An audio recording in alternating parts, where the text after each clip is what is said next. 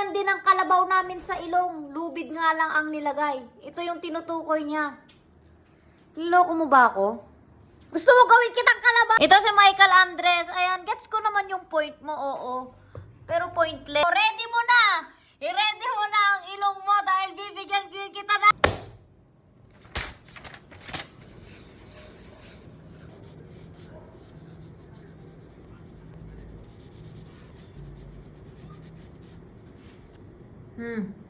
Kita mo? Yung dumadapo sa kalabaw na insekto, dumadapo na sa'yo.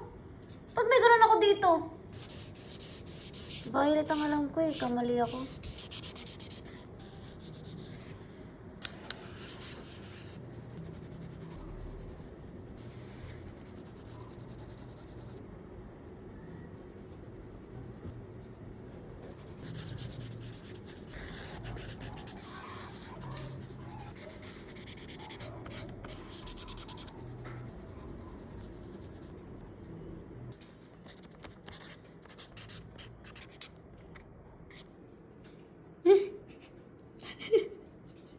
Ayoko ipakita eh. Naiya ako, guys. Ano, Michael? Compare mo ako sa kalabaw. Ginawa na kitang kalabaw dito. Bash mo pa yung septum piercing ko. Ito yung pinaka-favorite ko na piercing sa katawan ko. Tapos sasabihin mo, kalabaw.